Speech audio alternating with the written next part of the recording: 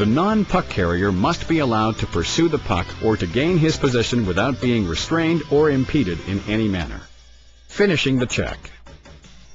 An offensive player who is in the process of dumping, shooting, or passing the puck may be hit legally, providing the motion of the check was initiated and then completed immediately following the release of the puck.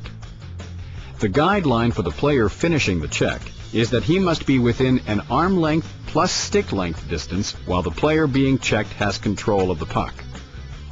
Should the defensive player be within the range of arm length plus stick length, he shall be entitled to finish the check legally, provided he commits to the check prior to or immediately following the release of the puck.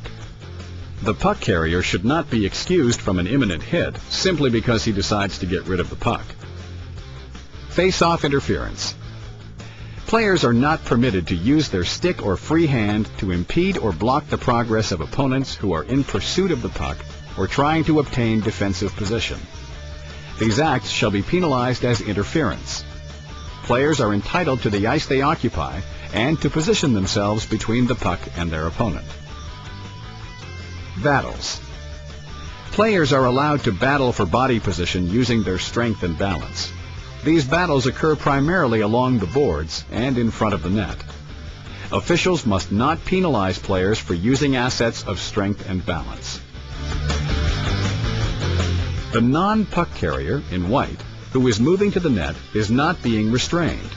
The defensive player is maintaining his body position, and we see a battle for positioning versus impeding progress to the puck. These battles in front of the net will be allowed. The player in white does go down, but this is a result of a strength-on-strength battle. No penalty would be called on this play. In this situation, the red number 11 provides interference by using a pick play and interferes with the player who is in pursuit of the puck carrier. Minor penalty for interference. In this play, no foul has occurred. The player is actually tripped in front of the net by his own teammate through incidental contact. In hockey, players frequently fall through their own loss of balance or incidental contact with teammates or opponents. The referee must never guess. He must see the foul and penalize based solely on his judgment of the action. On face-off situations, players will not be permitted to use their stick to hook or interfere with an opponent. They must move to obtain defensive side position. On this play, the attacking left winger reaches out to engage and impede the defending team's player who is attempting to pursue the puck. This is interference. Players without the puck cannot be interfered with or impeded in any manner in their attempt to pursue the play or move into their desired positioning. Players without the puck from either team must be allowed to move freely and unimpeded. Otherwise, interference or another restraining foul must be called. On this face-off, watch the action of the red team's right winger. The action and intent was to impede the attacking winger's progress to the puck. This is interference and must be penalized. A forechecking player must be allowed to pursue the puck without being restrained by means of a hook, hold, or interfered with in any manner. In this example, the black defender is to be assessed a minor for interference because he impeded the progress of the forechecking player. Again, the players without the puck must be allowed to skate freely and unimpeded in their pursuit of the puck or in their movement into position. The player in black no longer has possession of the puck. The defensive player, number 3 white, must release and not impede the player's progress. The check may only be finished if executed immediately after the puck is released. An interference penalty is to be called. Black number 4 interferes with the white forechecker. Even if the player would not have gone down, a penalty must be assessed.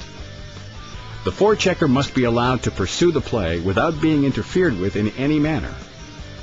In this example, It clearly shows the illegal movement of the defenseman to change his skating lanes from side to side in order to block off the forechecker in his pursuit of the play. This is not a legal play and will be penalized as interference even if the player would not have hooked down at the end of the example. This is a legal play.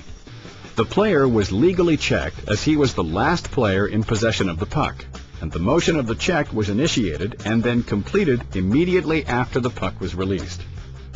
The player delivering the check must be committed to finishing the body check while the player has control of the puck or shortly thereafter his release of the puck. There is no penalty on this play. The white defender makes legal contact with the attacking player within a reasonable distance and immediately after the player has dumped the puck in the zone. This is the maximum allowed. If there were more of a delay before contact was made, or more distance, we would have a penalty for interference. Again, the guideline for the maximum distance between players is arm length plus stick length. Ruling, no penalty.